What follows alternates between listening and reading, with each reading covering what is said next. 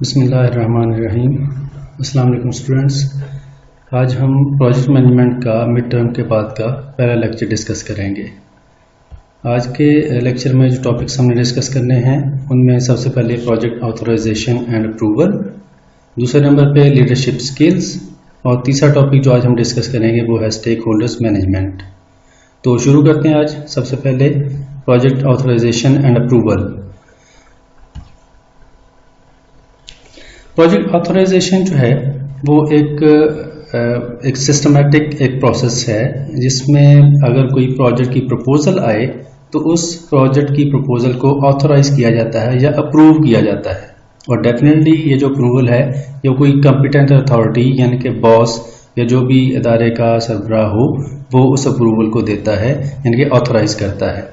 ये एक फॉर्मल तरीका है जिसमें रिटन फॉर्मेट में प्रपोजल जो है इनिशिएट की जाती है या रिक्वेस्ट इनिशिएट की जाती है प्रोजेक्ट मैनेजर की तरफ से हो सकती है या किसी भी और ऑफिसर की तरफ से कि हम ये काम स्टार्ट करने लगे हैं, और जो कॉम्पिटेंट अथॉरिटी है वो उसकी रिटन फॉर्मेट में ही अप्रूवल ग्रांट करती है कि ठीक है जी हमें कोई इतराज़ नहीं है, या अगर कोई इतराज़ हो तो इतराज़ लगाया जाता है, या अगर वो जो प्रपोजल है वो रिजेक्ट करनी हो तो ये रिजेक्ट भी हो सकती है। तो ये एक सिस्टमेटिक तरीका है जिसमें बाकायदा तरीके से जो प्रपोजल है उसको रिटन फॉर्मेट में इनिशिएट भी किया जाता है और उसी तरीके से रिटन फॉर्मेट में उसको ऑथराइज या अप्रूव भी किया जा सकता है। Project authorisation is a general process of verifying a proposed project for initiation and further development. इसमें बाकायदा डेवलपमेंट के लिए काम स्टार्ट करने के लिए रिक्वेस्ट को अप्रूव किया जाता है। This process aims to confirm that the project is feasible and cost effective. जो कॉम्पिटेंट अथॉरिटी है वो उस प्रपोजल को देखेगी कि जो रिक्वेस्ट आई है वो फिजिबल है कि नहीं है, जो बजट कंस्ट्रेंट्स हैं वो किस तरह की हैं, कितना टाइम, कितने रिसोर्सेज, कौन कौन सी चीज़ें इसमें चाहिए होंगी, वो तमाम चीज़ों को, तमाम पहलुओं को मद्देनजर रखते हुए अप्रूवल दी जाती है या ऑथराइजेशन की जाती है। It involves key stakeholders in review and analysis of the project to confirm this project is worth initiation. Sometimes depend करता है कि जो इसकी competent authority है वो कोई एक पर्सन हो जो उसको अप्रूव करते, लेकिन बाज़ औक़ात ऐसा भी होगा कि जैसे बोर्ड ऑफ गवर्नर्स होते हैं या बोर्ड या हाई लेवल का पैनल होता है जिनके सामने वो रिक्वेस्ट पेश की जाती है, प्रपोजल दी जाती है, और वो पैनल यानी कि वो स्टेक होल्डर्स जो हैं वो उसको अप्रूव करते हैं एनालाइज करने के बाद कि क्या इस प्रोजेक्ट को इनिशिएट करने की ज़रूरत है भी क्या नहीं। तो ये एक बाकायदा जो है एक फॉर्मल प्रोसेस है ऑथराइजेशन का जिसमें रिक्वेस्ट रिटन फॉर्मेट में दी जाती है और उसकी अप्रूवल भी रिटन फॉर्मेट में मिलती है। As per process, project authorization carries out a series of activities. In general, these activities are: propose the project, review the project, approve, reject the project. 3 मराहल से गुजर के प्रोजेक्ट ऑथराइजेशन का काम होता है जिसमें सबसे पहले रिक्वेस्ट को प्रपोज किया जाता है। प्रपोज का मतलब जैसे अभी मैंने सिंपल जो वर्ड्स में आपको ब्रीफ करने की कोशिश की है कि सबसे पहले रिक्वेस्ट जो है वो इनिशिएट होती है, प्रोजेक्ट की जो प्रपोजल है वो सबमिट होती है हायर अथॉरिटीज़ को कि इसको एनालाइज किया जाए, रिव्यू किया जाए और इसकी अप्रूवल दी जाए। जो दूसरा स्टेप है वो है रिव्यू। जब प्रपोजल सबमिट हो जाए तो उसके बाद उसको एनालाइज करने का या रिव्यू करने का प्रोसेस स्टार्ट होता है। वो कॉम्पिटेंट अथॉरिटी खुद भी कर सकती है, किसी थर्ड पार्टी को भी वो प्रपोजल भेज सकती है कि इसकी जो फिजिबिलिटी है उसको देख लें कि ये प्रपोजल फिजिबल है कि नहीं है, या इसका जो ऑब्जेक्टिव है वो हमारी ऑर्गेनाइजेशन के ऑब्जेक्टिव्स के साथ मिलता है कि नहीं मिलता। कहीं ऐसा तो नहीं कि आप ऐसा प्रोजेक्ट स्टार्ट करने लगे हैं जो कि जो ऑर्गेनाइजेशन है वो उसकी डोमेन में नहीं आता। तो डिफरेंट पहलुओं से, डिफरेंट एंगल से उस प्रपोजल को रिव्यू किया जाता है, जो कि अभी हमने डिस्कस किया कि वो कोई कॉम्पिटेंट अथॉरिटी एक पर्सन भी उसको कर सकता है, स्टेक होल्डर्स की एक पूरी टीम भी है उसको रिव्यू कर सकती है। रिव्यू करने के बाद फिर अप्रूवल या रिजेक्शन का प्रोसेस आता है या स्टेज आती है कि अगर तो वो प्रपोजल जो है वो रिव्यू के दौरान जो रिव्यू कमेटी है वो समझती है कि फिजिबल है तो फिर उसको अप्रूव किया जाता है, और अदरवाइज अगर कोई प्रॉब्लम है उसमें कोई इशू है, कोई भी किसी भी तरह से बजट कंस्ट्रेंट्स आ जाएं या मिसाल के तौर पर रिसोर्सेज की शॉर्टेज है और जो ऑर्गेनाइजेशन है वो उस प्रोजेक्ट नहीं दे सकती तो वो उस प्रपोजल को टर्न डाउन यानी कि रिजेक्ट भी कर सकती है। या इवन पोस्टपोन भी हो सकता है। ये डिपेंड करता है कि जो रिव्यू कमेटी है वो कैसे उसको रिव्यू करती है या किस एंगल से उन चीज़ों को देख रही है। तो प्रोजेक्ट ऑथराइजेशन और अप्रूवल का प्रोसेस जो है वो एक फॉर्मल प्रोसेस है जो कि 3 स्टेप से गुजर के होता है। अभी हमने देखा सबसे पहले रिक्वेस्ट प्रपोज होती है, रिव्यू होती है और फिर उसके बाद अप्रूव या रिजेक्ट होती है। दूसरा आज का टॉपिक है जी लीडरशिप स्किल्स। आमतौर पे हमने देखा कि जो प्रोजेक्ट मैनेजमेंट है उसमें सबसे की जो रोल है वो प्रोजेक्ट मैनेजर का है, जो कि उन तमाम चीज़ों को मैनेज करता है। तमाम चीज़ों का मतलब कि किसी भी प्रोजेक्ट, किसी भी प्रोसेस या एक्टिविटी के अंदर उसको एग्जीक्यूट करने के लिए जो भी रिसोर्सेज, जो भी employees, HR, personal, technology, cost, budgeting, जो भी चीज़ें चाहिए हों वह तमाम चीज़ों को मैनेज करता है। तो एक मैनेजर जो है वो एक इंतहाई सेंसिबल या एक सेंसिटिव पोस्ट है जो कि हर बंदा उस पोस्ट की जो रिक्वायरमेंट्स हैं उसको पूरा नहीं कर सकता। Whether one is an office manager or a project leader, all good leaders require a number of soft skills to help them positively interact with employees or team members. जो एक प्रोजेक्ट मैनेजर है उसके अंदर soft skills जो हैं वो होनी चाहिए ताकि वो तमाम टीम मेंबर्स को या जितने भी उसके स्टेक होल्डर्स हैं प्रोजेक्ट के या प्रोसेस के या उस एक्टिविटी के जिसको वो रन कर रहा है वो उन तमाम स्टेक होल्डर्स को साथ लेके चल सके। Effective leaders have the ability to communicate well, motivate their team, handle and delegate responsibilities, listen to feedback and have the flexibility to solve problems in an ever-changing workplace. जो एक effective project manager है उसके अंदर बहुत सारी soft skills का होना बहुत ज़रूरी है। अभी हमने शॉर्ट टीम का जिक्र किया। सबसे बेहतर सबसे जो बुनियादी चीज़ है वो है कम्युनिकेशन स्किल, कि वो अपने जो उसके ख्यालात हैं या जो उसका प्लान है उसको बेहतर तरीके से अपनी टीम के साथ कम्युनिकेट कर सके और जब एग्जीक्यूशन का टाइम आए तो उनको साथ मोटिवेट भी कर सके। मोटिवेट करने के साथ अगर कोई इशू आ जाए, कोई प्रॉब्लम है तो उसको हैंडल करना, रिस्पॉन्सिबिलिटीज को डेलीगेट करना, असाइन करना दूसरों को, ताकि जो कंसर्न बंदा है सिर्फ उसके कंसर्न ही उसको जो उसका टास्क है वो दिया जा सके। ये तभी होगा कि अगर वो उसको पता हो कि मेरी टीम के अंदर किन स्किल्स के लोग मौजूद हैं और मेरा जो प्रोजेक्ट है वो किन टास्क पे मुश्तमिल है। तो दोनों चीज़ों को देखते हुए वो रिस्पॉन्सिबिलिटी को डेलीगेट या जो एलोकेट है वो करेगा। फीडबैक, अगर कोई मिसाल के तौर पे कोई इशू दरपेश हो जाए या कोई किसी ने कंप्लीशन रिपोर्ट सबमिट करानी है तो वो प्रॉपर फीडबैक का मैकेनिज्म कि कैसे उसको सुनना है, कैसे उसको रिस्पॉन्ड करना है और जितने भी इश्यूज हैं या वक्त के साथ साथ जितनी भी चेंजेस आती हैं काम के दौरान या जो काम करने का तरीकाकार है उसके दौरान, उन तमाम चीज़ों को वो प्रॉपरली मैनेज कर सके, कोप कर सके अगर कोई भी इशू आ जाए। Here are the top leadership skills that make a strong leader in the workplace. ये कुछ स्किल्स हैं जो कि एक लीडरशिप, एक मैनेजर के अंदर होनी चाहिए। अगर ये हैं तो कोई भी शख्स जो है वो एक बेहतर प्रोजेक्ट मैनेजर या एक लीडर हो सकता है अपनी टीम का या अपने प्रोजेक्ट का। सबसे पहली चीज़ जो अभी हमने डिस्कस की वो कम्युनिकेशन, सबसे बुनियादी जो अहमियत की हामिल है वो कम्युनिकेशन स्किल है कि एक प्रोजेक्ट मैनेजर इफेक्टिव तरीके से अपने जो टास्क हैं वो डेलीगेट कर सके एम्प्लॉयज़ को और उनको प्रॉपर तरीके से गाइड कर सके कि हमारा ऑब्जेक्टिव ये है, आपने इस तरह काम करना है और प्रॉपर तरीके से क्लैरिटी के साथ उन चीज़ों को डिस्कस करे, ब्रीफ करे। As a leader, you need to be able to clearly and succinctly explain your employees everything from organizational goals to specific tasks. Leaders must master all forms of communication, including one-on-one, departmental and full staff conversation. अब इसमें different तरह की communications involve हैं कि 1-to-1 हो सकती है।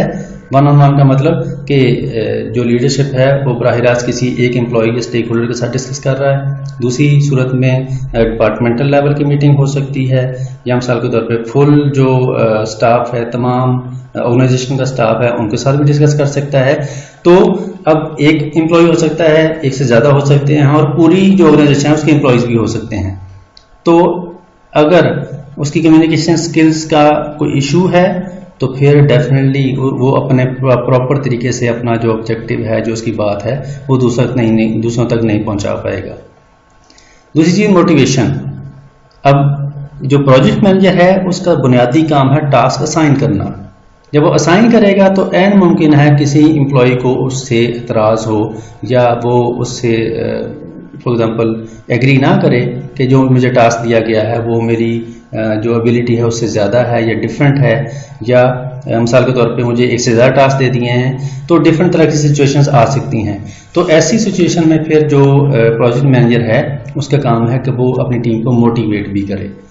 वक्त के साथ साथ हो सकता है कि समटाइम हो जाता है कि अगर प्रोजेक्ट डिले हो गया है तो फिर एम्प्लॉयज़ को जो वही वर्किंग आवर्स हैं उनको बढ़ाना भी पड़ सकता है। अगर एक टास्क एक वक्त में कर रहा है तो हो सकता है जो डेडलाइन है उसको मीट करने के लिए एक से ज़्यादा टास्क भी एट ए टाइम परफॉर्म करने पड़े, तो फिर जो मोटिवेशन लेवल है एम्प्लॉयज़ का वो नीचे जा सकता है। तो ऐसी सूरत में जो लीडरशिप है, जो प्रॉपर जो अच्छा एक लीडर है वो एम्प्लॉयज़ को मोटिवेट करने की स्किल भी रखता हो।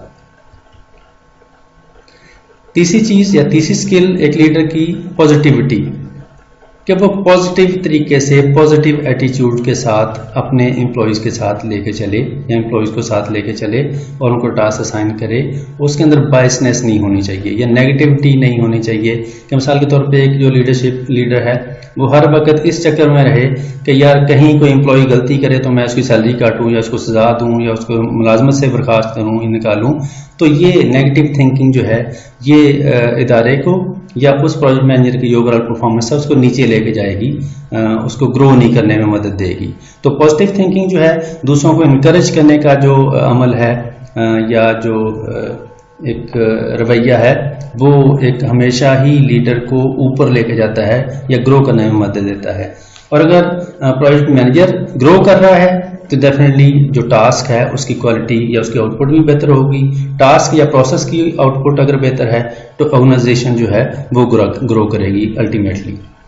फोर्थ स्किल लीडर की ट्रस्टवर्दीनेस, कि जो लीडर है उस पे एम्प्लॉयज़ का ट्रस्ट हो।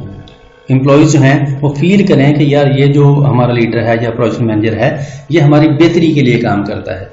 वो कोई भी काम उससे शेयर करने में, कोई बात उससे शेयर करने में शाइनेस का मुजाहरा ना हो या डरे ना, वो हमेशा इस एतमाद के साथ उससे बात करें कि यार अगर हमारा कोई मसला है या हमसे कोई गलती होगी और हम अपने प्रोजेक्ट मैनेजर के साथ डिस्कस करेंगे तो वो हमें कोई बेहतर जो है रास्ता दिखाएगा, वो इसको उल्टा ब्लैकमेल नहीं करेगा हमें या इसकी सजा नहीं देगा। तो जो ट्रस्ट है एम्प्लॉयज़ का या टीम का आपके ऊपर, वो एक बड़ी ही पॉजिटिव एक एस्पेक्ट है जो कि लीडरशिप जो है वो क्रिएट कर सकता है अपनी टीम के दरमियान। पांचवी चीज़ क्रिएटिविटी जो है वो एक प्रोजेक्ट मैनेजर मिसाल के तौर पे उसने एक दफ़ा कुछ स्किल सीख ली है तो ये नहीं कि सारी उम्र वो उन्हीं स्किल्स के साथ काम करेगा। उसको अपने वक्त के साथ साथ अपने आप को इम्प्रूव करना पड़ेगा, क्रिएटिव बनाना पड़ेगा, क्योंकि जो मार्केट की टेक्निक्स हैं, जो टेक्नोलॉजीज़ हैं, जो मेथडोलॉजीज़ हैं, जो SOPs हैं, जो काम करने के तरीक़ाकार हैं, जो एम्प्लॉयज़ का रवैया है या वर्क एनवायरनमेंट है या यूनियंस जो काम करती हैं उनका एटीट्यूड है, ये वक्त के साथ साथ चेंज होते रहते हैं। तो जो प्रोजेक्ट मैनेजर है उसको भी इन तमाम जो चेंजिंग एनवायरनमेंट है इसके साथ अपने आप को बदलना पड़ेगा, क्रिएटिव होना पड़ेगा। अगर वो क्रिएटिव होगा तो फिर ही जो उसकी टीम है या उसके स्टेक होल्डर्स हैं उसको वर्क देंगे या उसको फॉर एग्जांपल प्रेफरेंस देंगे। वरना एक रवायती या ट्रेडिशनल जो प्रोजेक्ट मैनेजर है वो वक्ती तौर पे तो किसी भी टास्क को कंप्लीट कर सकता है, लेकिन आने वाले वक्त में अगर और लोग जो उससे बेहतर सलाहियत रखते हैं वो उसको टेकअप कर देंगे या उसको टेक ओवर कर जाएंगे, फिर वो पीछे रह जाएगा। सिक्स्थ कैरेक्टरिस्टिक किसी भी लीडर की फीडबैक का मैकेनिज्म, एक पॉजिटिव फीडबैक का मैकेनिज्म जो है वो लीडर का होना चाहिए, लीडर के पास होना चाहिए। कि मिसाल के तौर पे अगर किसी ने कोई टास्क असाइन किया, लीडर ने किसी को, प्रोजेक्ट मैनेजर ने किसी एम्प्लॉय को, उसने वो टास्क कंप्लीट करके वापस दे दिया है। अब उसने कैसे उसको फीडबैक देनी है, कैसे उसको रिस्पॉन्ड करना है एम्प्लॉय को, ये डिपेंड करता है उस प्रोजेक्ट मैनेजर के एटीट्यूड पे। वो इनकरेजिंग भी हो सकता है और ऐसा भी हो सकता है कि मिसाल के तौर पे एक आपने रिपोर्ट लिखने को दी किसी एम्प्लॉय को, अपने टीम मेंबर को, वो मिसाल के तौर पे 10 सफ़ों की रिपोर्ट है, अब वो 8 या 9 सफ़ों की रिपोर्ट लेके आ जाए, तो आप बजाय इसके कि ये देखें कि यार उसने 8 पेजेस तो कंप्लीट किए ना, 2 हैं, 2 की डेफिशिएंसी है, तो इसका मतलब ये नहीं कि जो कम जो इशू है उसकी वजह से आप उसका जो सारा पॉजिटिव जो उसका एस्पेक्ट है, जो उसकी परफॉर्मेंस है, उसको भी आप ज़ीरो कर दें। नहीं, ये एक नेगेटिव अप्रोच है जिसमें लॉस तो हो सकता है, आप एम्प्लॉय को डिस्करेज तो कर सकते हैं, इनकरेज नहीं होगा वो कभी भी। अगर आप फील करते हैं कि यार 10 पेजेस की रिपोर्ट थी, 8 पेजेस की आई है, 2 पेजेस कम है इसमें, तो इसका तरीकाकार ये है कि आप पॉजिटिवली पहले तो उसको इनकरेज करें, शाबाश दें कि यार वेरी गुड, वेल डन, आपने जो है बहुत अच्छा काम किया। लेकिन मेरा ख्याल है कि हमारा जो टारगेट था वो 10 पेजेस की रिपोर्ट था, 2 पेजेस कम है, तो आप ऐसा करें, अभी हमारे पास टाइम है या थोड़ा सा मैं और आपको टाइम देता हूँ, तो आप काइंडली 10 पेजेस जो 2 रह गए हैं उसको भी हम कंप्लीट कर दें। अगर आप इनकरेज करके उसको मोटिवेट करके आगे बढ़ाएंगे तो एम्प्लॉय फौरन आपके साथ चलेगा। लेकिन अगर आप आते ही उसको डांटना शुरू कर दें और उसकी रिपोर्ट उठा के उसके मुंह पे मारें या वो फर्श पे फेंक दें या मिसाल के तौर पे उसको कुछ सजा देने की या उसको बेइज्जत करने की कोशिश करेंगे, तो उसकी जो नेक्स्ट टाइम परफॉर्मेंस है वो और डाउन हो जाएगी, जो उसकी क्रिएटिविटी की स्किल है वो पहले से ही भी डाउन चली जाएगी। 7th स्किल किसी भी लीडर की responsibility. A leader is responsible for both the success and failures of his और हर टीम। अगर टीम ने अच्छा काम किया है तो शाबाश जो है वो प्रोजेक्ट मैनेजर को मिलती है, और अगर टीम कोई ब्लंडर करेगी तो फिर भी उसकी रिस्पॉन्सिबिलिटी प्रोजेक्ट मैनेजर पे ही फिक्स होगी कि जनाब आप इस मामले को लुक आफ्टर कर रहे थे, अब बताइए कि ये इशू क्यों हुआ, जब ये प्रॉब्लम हुई तो आप कहाँ पे थे, या अगर ये इशू हुआ तो क्या आपने प्रॉपर्ली गाइड नहीं किया था इनको, या आप प्रॉपर्ली उस टीम को मॉनिटर नहीं कर रहे थे। तो ये तमाम चीज़ें जो हैं ये प्रोजेक्ट मैनेजर पे ही आएंगी। तो ये ना हो कि अगर कोई अच्छा काम हुआ है उसका कोई रिवॉर्ड मिलने वाला है तो फिर प्रोजेक्ट मैनेजर सबसे आगे हो, और अगर खुदा न खास्ता कोई मिस्टेक हो गई है, कोई नुकसान हो गया है, तो फिर प्रोजेक्ट मैनेजर फौरन जो जिम्मेदारी है वो एम्प्लॉयज़ पर डालने की कोशिश करे।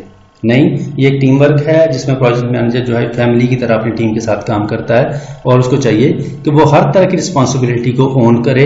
अगर उसकी टीम से कोई ब्लंडर हो गया तो वो उसको कवर करे या उस मामले को हल करने की तरफ जो उसका एटीट्यूड होना चाहिए। ये नहीं कि मिसाल के तौर पर किसी एम्प्लॉय से कोई गलती हो गई है तो बॉस को कहे कि नहीं जनाब इसने गलती की, इसको बेशक निकाल दें, मुझे कोई इतराज़ नहीं, वो आपकी टीम का मेंबर है, उसने अगर कोई मिस्टेक कर ली है तो आप उसका हल ढूंढें, कोई उस इशू को रिजॉल्व करने की कोशिश करें, ताकि वो टीम मेंबर का जो ट्रस्ट है आप पे वो नेक्स्ट टाइम और ज़्यादा इंक्रीज हो जाए। ये था ये दूसरा टॉपिक जिससे हमने लीडरशिप स्किल्स देखी हैं कि एक बेहतर लीडर जो है या एक प्रोजेक्ट मैनेजर जिसको हम नॉर्मली कहते हैं उसके अंदर क्या स्किल्स होनी चाहिए कि वो अपने टास्क को इफेक्टिवली परफॉर्म कर सके। तीसरा और लास्ट टॉपिक है जी आज का, stakeholder management. Stakeholder आपको पता है कि वो फ्रीक है किसी भी ऑर्गेनाइजेशन का, किसी टास्क का, जो कि उस टास्क या उस काम के साथ या उस ऑर्गेनाइजेशन के साथ अटैच है किसी भी तरीके से। A stakeholder is a party that has an interest in a company and can either affect or be affected by the business। जो स्टेक होल्डर है वो पार्टी है किसी भी ऑर्गेनाइजेशन की। पार्टी का मतलब कि उसका उस ऑर्गेनाइजेशन कंपनी के साथ इंटरेस्ट है, उसके साथ अटैच है, और वो उस अदारे की परफॉर्मेंस पे इफेक्ट हो सकता है या अदारे की वजह से वो खुद इफेक्ट हो सकता है, दोनों ही एक दूसरे के साथ अटैच होंगे।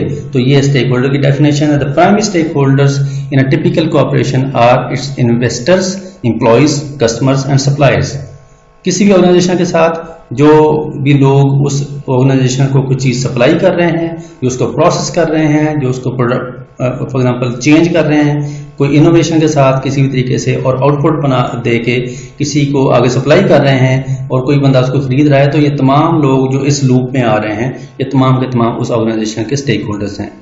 और जनरली स्टूडेंट्स के पॉइंट ऑफ व्यू से अगर हम देखें कि यूनिवर्सिटी है या एक कॉलेज है तो स्टूडेंट्स, टीचर्स, उस इदारे की एडमिनिस्ट्रेशन या मैनेजमेंट, ये जो हैं ये डायरेक्ट उसके स्टेक होल्डर्स हैं। और इवन जो स्टूडेंट्स के पेरेंट्स हैं वो भी उसके स्टेक होल्डर्स हैं, लेकिन वो इनडायरेक्ट स्टेक होल्डर्स हैं जिनका स्टेक या जिनका मफाद बच्चों के, स्टूडेंट्स के थ्रू उस इदारे के साथ जुड़ा हुआ है। टाइप्स ऑफ स्टेक होल्डर्स हैं प्रोजेक्ट मैनेजमेंट के अंदर कि किस किस तरह के स्टेक होल्डर्स होते हैं। 4 टाइप्स, जनरल 4 टाइप्स हैं जिनको अभी हम ज़रा क्विकली डिस्कस करते हैं। सबसे पहली type, users as a stakeholders. किसी भी ऑर्गेनाइजेशन की जो प्रोडक्ट है या जो भी वो चीज़ प्रोड्यूस कर रही है, वो प्रोडक्ट हो, सर्विस हो, जो भी चीज़ हो, जो भी इसको यूज़ कर रहा है, जो उसका यूज़र है, वो उसका स्टेक होल्डर है। Users are the stakeholder type of people who will use the products of your project or program. They are the beneficiaries of the output. जो आपकी आउटपुट कर रही है वो उसके बेनिफिशरीज हैं, वो उसको यूज करते हैं। जैसे कोई फैक्ट्री कोई चीज़ बनाती है तो जो उसका खरीदार है वो सबसे, जो उसका यूजर है वो सबसे उसका बुनियादी स्टेक होल्डर है जो कि उस प्रोडक्ट से फायदा उठाता है। For example, in the case of delivering a new software package for your sales team, the stakeholder would be the sales team. जो अगर मिसाल के तौर पे अगर आपने एक सॉफ्टवेयर बनाया है, वो अपने डिलीवर करना है, मार्केट में भेजना है और मार्केट करना है, तो आपकी जो सीएल टीम है जो उसको जाकर मार्केट करेगी या उसकी जो मिसाल के तौर पे उसको एडवर्टाइजमेंट करेगी उसकी अपने जो एंड यूजर्स के सामने या मार्केट में जाके, तो ये उसका एक बुनियादी स्टेक होल्डर है। आगे अगर कोई क्लाइंट को बंदा उसको या कंपनी आपके सॉफ्टवेयर को खरीद लेती है तो वो जो बायर है जो आपकी चीज को खरीदेगा वो भी आपका स्टेक होल्डर होगा। दूसरा स्टेक होल्डर की type, governance as stakeholders. These are people और groups of people who have an interest in how things are managed on the project और programme. For example, management boards और steering groups would fall in this category. जो governance body है, जो board of directors हैं या top management है, जो decisions लेने की पावर रखते हैं, वो गवर्नेंस स्टेक होल्डर्स हैं, जो कि आपके इदारे के अंदर जितने भी डिसीजंस हैं उनको रेगुलेट करने की या उनको अप्रूव करने की सलाहियत रखते हैं या पावर्स रखते हैं। तो ये ऐसे जो मुतल्लिकीन हैं जो आपके इदारे के साथ जुड़े हुए हैं, वो governance as a stakeholder की कैटेगरी में आएंगे। तीसरी कैटेगरी स्टेक होल्डर्स की, influencers as stakeholders. Influencers are the people who have the power to influence decision and the ability to change the direction of a certain project or program. ये कुछ ऐसे लोग हैं जो कि आपके जो आपकी जो ऑर्गेनाइजेशन है उस पर इन्फ्लुएंस कर सकते हो। मिसाल के तौर पे मार्केट जो है, मार्केट के अंदर जो लोग बैठे हैं वो आपकी जो कंपनी की या आपकी जो ऑर्गेनाइजेशन की प्रोडक्ट की सेल है उस पर असरअंदाज हो सकते हैं, उसको कम या ज़्यादा करने में जो उनका रोल है वो हो सकता है। तो ऐसे जो इनडायरेक्टली जो लोग इन्फ्लुएंस रख सकते हैं आपकी ऑर्गेनाइजेशन की प्रोडक्ट या सर्विस या आपके आउटपुट पे, वो इन्फ्लुएंसर्स हैं। In this group of influencers as stakeholder belong trade unions and lobby groups. अब ये ट्रेड यूनियंस जो इदारों के अंदर मौजूद होती हैं या लॉबीज बनी होती हैं जो कि समटाइम आपको ब्लैकमेल करने की कोशिश करती हैं या मिसाल के तौर पर खाम खा जो इररेलेवेंट जो उनके होते हैं डिमांड्स, जिनका कोई फॉर एग्जांपल कोई किसी भी तरीके से वो जस्टिफाइबल नहीं होती, वो खाम खा उनको प्रेजेंट करते हैं एडमिनिस्ट्रेशन के सामने और एक कन्फ्लिक्ट का जो एक माहौल है वो क्रिएट हो जाता है। तो ये यूनियंस जो हैं वो नॉर्मली करती हैं, लेकिन बहुत सारी यूनियंस जो हैं वो बड़े पॉजिटिव तरीके से भी अपने एम्प्लॉयज़ के लिए काम करती हैं, जो कि बेसिकली ऑर्गेनाइजेशन और एम्प्लॉयज़ के दरमियान में एक ब्रिज का या मिडल मैन का रोल प्ले करती हैं और पॉजिटिव तरीके से रोल प्ले करती हैं। तो ये जो लॉबीज़ हैं, जो यूनियन ग्रुप्स हैं, ये भी आपके इदारे के, आपकी ऑर्गेनाइजेशन के स्टेक होल्डर्स हैं जो कि आपकी प्रोडक्ट की आउटपुट या सर्विस की आउटपुट जो है उस पर असरअंदाज हो सकते हैं। Fourth type, last type stakeholders की, providers as stakeholders. As you would expect, suppliers and vendors fall into this category.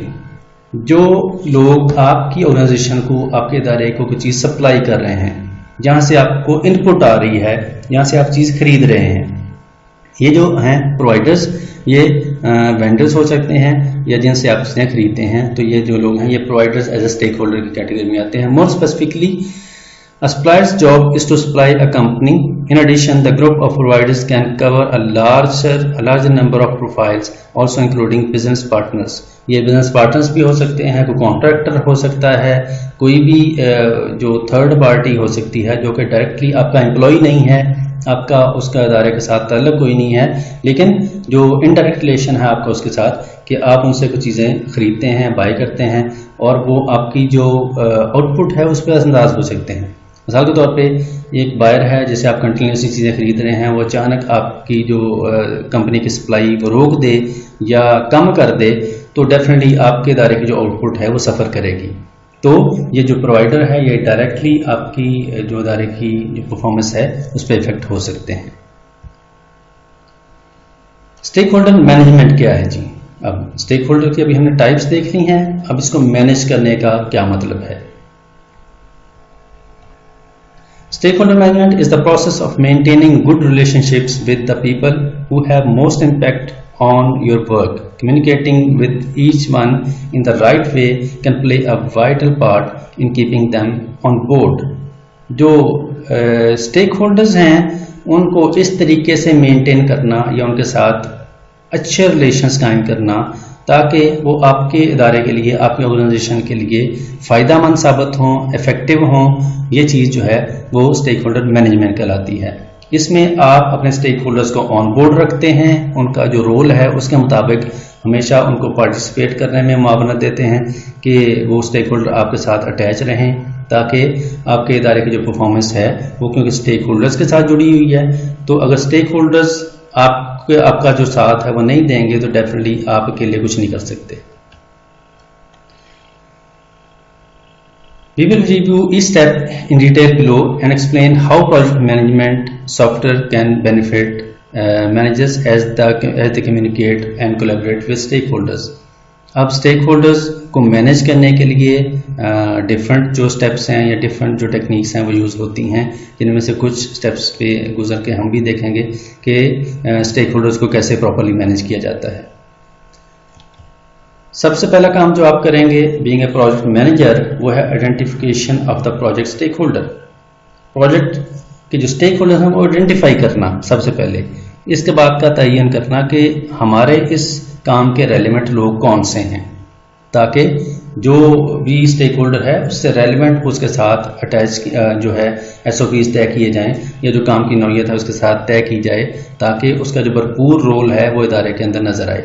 The first step in stakeholder management is identifying stakeholders and their claim to the project.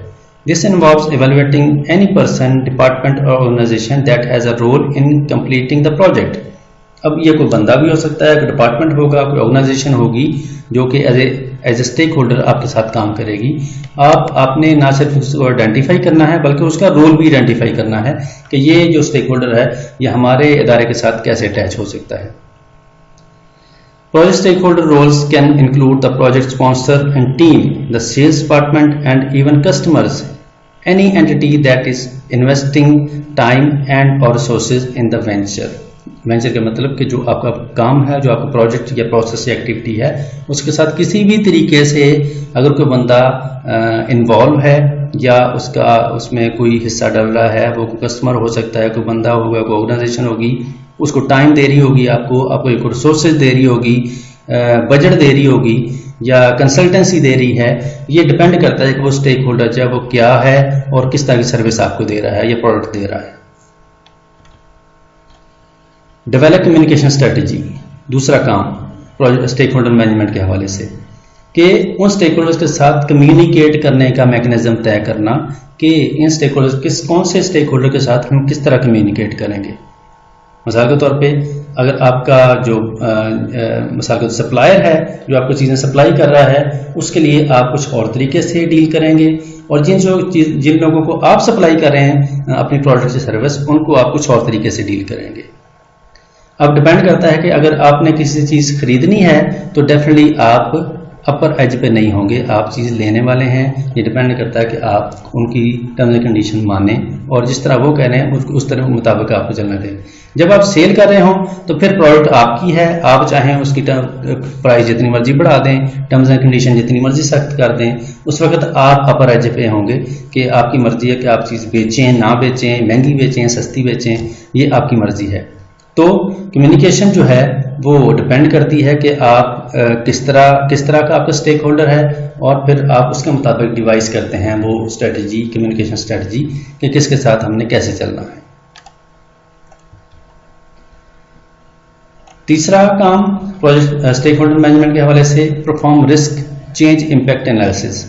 Stakeholder के हवाले से आप हर stake holder के जो उसकी नौयत है या उसकी नेचर है उसके हिसाब से रिस्क असेसमेंट करेंगे या रिस्क एनालिसिस करेंगे कि कौन सा स्टेक होल्डर है जिससे हमें किस तरह का मसला या प्रॉब्लम या कोई इशू दरपेश हो सकता है आने वाले वक्त में, या पहले से ही डिसाइड करके रखते हैं। और जब आप ये तय कर रहे हैं कि किस स्टेक होल्डर से हमें किस तरह का इशू दरपेश हो सकता है तो उसका फिर क्या हल होगा, वो आप फिर उसका सोल्यूशन भी ढूंढ के रखते हैं कि अगर खुदा न खास्ता दौरान एग्जीक्यूशन अगर किसी स्टेक होल्डर की तरफ से इस तरह का इशू आ जाए तो हम इस इशू को कैसे रिजॉल्व करेंगे, बजाय इसके कि जब आपका प्रोजेक्ट एग्जीक्यूट होना शुरू हो जाए तब आप सोचें, जब मसला दरपेश हो जाए, जब मसला फॉर एग्जांपल एग्जीक्यूट जो है वो अक्कर हो जाए, फिर आप सोचें कि अब इसको कैसे हल करना है, तो तब जो है वो बहुत देर हो जाएगी।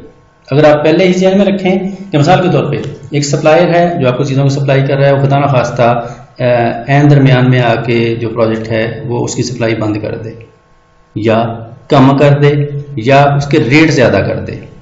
अब कोई भी सिचुएशन हो सकती है। अगर आपके ज़हन में हो कि यार ये इस तरह के 3 इश्यूज जो हैं सप्लायर की तरफ से आ सकते हैं, तो आप पहले से ही उनका हल सोच के रखेंगे। और खुदा ना खास्ता अगर ऐसा कोई इशू आ जाए तो फौरन, क्योंकि आपने पहले से उसका हल सोच के रखा हुआ है, तो आप उसको फौरन उस हल को इम्प्लीमेंट कर देंगे और प्रॉब्लम को जल्दी रिजॉल्व कर लेंगे, बजाय इसके कि सप्लायर ने आपके इदारे की सप्लाई रोक दी है। अब आप देख रहे हैं उसकी तरफ कि यार आज सप्लाई आनी थी, नहीं आई, चलो शायद कल आ जाए, और 3 दिन तक सप्लाई नहीं आती। चौथे दिन आप कोऑर्डिनेट करते हैं तो वो कह रहे हैं जी हमने तो खुद जानबूझ के बंद किया, हम नहीं आपको सप्लाई करेंगे। इस तरह आपके जब तक आपको मसले का पता चले हफ्ता गुजर चुका हो और 1 हफ्ते तक आपकी जो परफॉर्मेंस है, जो आउटपुट है, वो रुकी रहेगी। तो ये एक बड़ा बैड इम्पैक्ट जाएगा आपकी तरफ से, अपनी टॉप मैनेजमेंट की तरफ से, कि आपको क्या आइडिया नहीं था, आपने क्या इसका रिस्क असेसमेंट नहीं की थी पहले मामले की। तो रिस्क असेसमेंट जो है वो तमाम स्टेक होल्डर की तरफ से अगर हो तो स्टेक होल्डर्स को मैनेज करना कदरे आसान हो जाएगा। 4th step stake holder management की तरफ, एग्जीक्यूट प्लान्स, इवैल्यूएट सक्सेस। जब आप डिफरेंट स्टेक होल्डर्स के साथ मिलकर काम करते हैं तो काम करने के साथ साथ उसको इवैल्यूएट करना या असेस करना या मॉनिटर करना या ट्रैक करना या ऑडिट करना भी बहुत ज़रूरी है कि आपने जो SOPs तय किए थे कि किसी भी स्टेक होल्डर के साथ हम इस तरह काम करेंगे, वो ठीक है, आपने स्टेक होल्डर को दे दिए, खुद भी आपके पास भी हैं, लेकिन एग्जीक्यूशन के दौरान जो स्टेक होल्डर है वो उन SOPs से हट जाता है, या मिसाल के तौर पर जो उसने चीज़ें आपके साथ तय की थी, मामला तय किए थे, वो उससे हट जाए, तो फिर आपको कैसे पता चलेगा? आपको साथ साथ उन चीज़ों को इवैल्यूएट करना पड़ेगा। एक सप्लायर है, आपको सप्लाई दे रहा है, तो आपको हर सप्लाई जो है उसको प्रॉपर्ली मॉनिटर या रिव्यू करना पड़ेगा। आप आंखें बंद करके सप्लाई जो है वो आगे स्टॉक में नहीं भेजेंगे। अगर उसने गड़बड़ करनी शुरू कर दी तो आपको नहीं पता चलेगा कि गड़बड़ जो है वो मिसाल के तौर पे सप्लायर ने की है या हमारा जो स्टॉक मैनेजर है उसने की है। अगर फॉर एग्जाम्पल किसी भी प्रोडक्ट के 100 यूनिट्स आने थे और वो आपने बगैर काउंट किए स्टॉक में भेज दिए, स्टोर हो गए, एंटर भी हो गए अपने जो इन्वेंट्री सिस्टम है, लेकिन बाद में 100 की बजाय 99 निकले, तो फिर आप किसको पकड़ेंगे? तब देर हो चुकी होगी। फिर 2 ही हल हैं, या तो आप सप्लायर को पकड़ें या अपने स्टोर मैनेजर को पकड़ें। तो इससे बेहतर है कि जब सप्लाई आई है आप उसी वक्त उसको काउंट कर लें। तो ये डिपेंड करता है, इसका मतलब है कि आपने जो स्टेक होल्डर की इन्वॉल्वमेंट है, जो भी उसका प्रोसेस है, उसको साथ साथ इवैल्यूएट कर लिया ताकि जो प्रॉब्लम है वहीं पे ही आइडेंटिफाई हो और रिजॉल्व हो जाए। Benefits of using project management software for stakeholder engagement. Software की जो उसकी ज़रूरत है वो हर शोबे में रहती है, हर डिपार्टमेंट में रहती है। तो इसमें भी आप जो प्रोजेक्ट मैनेजमेंट के हवाले से डिफरेंट सॉफ्टवेयर्स मार्केट में टूल्स अवेलेबल हैं, गैजेट्स अवेलेबल हैं, आप उनको यूज़ कर सकते हैं ताकि जो मैनुअल प्रोसेस है उसको ऑटोमेट किया जा सके। मैनुअल में करप्शन के चांसेस ज़्यादा हैं, मिस्टेक के चांसेस ज़्यादा हैं। अगर आप उनको ऑटोमेट कर देंगे डिफरेंट जो टूल्स अवेलेबल हैं उनकी मदद से, तो आपके काम की जो एफिशिएंसी है वो बेहतर हो जाएगी, एक्यूरेसी बेहतर हो जाएगी और चीज़ों को रिपोर्ट करना, मॉनिटर करना हर तरीके से, हर लिहाज से आसान हो जाएगा। तो जी आज का लेक्चर यहीं तक था। आज हमने 3 चीज़ें डिस्कस की हैं जिसमें जो बुनियादी तौर पे सबसे पहला जो टॉपिक हमारा था उसमें प्रोजेक्ट ऑथराइजेशन एंड अप्रूवल का प्रोसेस था कि एक जो प्रोजेक्ट प्रपोजल है या रिक्वेस्ट है वो बाकायदा फॉर्मली पुट होती है, सबमिट होती है हायर अथॉरिटीज़ को, और वो उसको फॉर्मली रिटन फॉर्मेट में उसको अप्रूव करते हैं। और ये प्रोसेस 3 मराहल से गुजर के होता है कि प्रोजेक्ट को प्रपोज किया जाता है, रिव्यू किया जाता है और उसकी अप्रूवल या रिजेक्शन होती है। दूसरे नंबर पे हम लीडरशिप स्किल्स देखी हमने कि एक अच्छा लीडर या एक प्रोजेक्ट मैनेजर जो है वो किस तरह का होता है, कौन सी कैरेक्टरिस्टिक्स किसी भी शख्स के अंदर हों तो हम उसको एक अच्छा प्रोजेक्ट मैनेजर कह सकते हैं। तीसरे नंबर पे हमने स्टेक होल्डर मैनेजमेंट को देखा है कि स्टेक होल्डर क्या होता है, स्टेक होल्डर की फर्दर 4 टाइप्स कौन सी हैं और स्टेक होल्डर्स को मैनेज करने के लिए कौन कौन से तरीकाकार एक प्रोजेक्ट मैनेजर जो है वो अडॉप्ट कर सकता है। ये था आज का लेक्चर जिसमें हमने 3 टॉपिक्स डिस्कस कर लिए हैं। उम्मीद है इसमें आपको कोई इशू नहीं होगा, लेकिन फिर भी अगर कोई इशू है तो हम जो टाइम टेबल के मुताबिक आपकी जो स्लॉट है उसमें मैं ऑनलाइन होऊंगा व्हाट्सएप पे। अगर कोई भी इशू है तो आप डिस्कस करें, हम उसको वहीं पे उस इशू को रिजॉल्व कर लेंगे। शुक्रिया जी आपका। नेक्स्ट लेक्चर तक इजाज़त दीजिए, इंशाल्लाह फिर मिलेंगे। अल्लाह हाफिज़।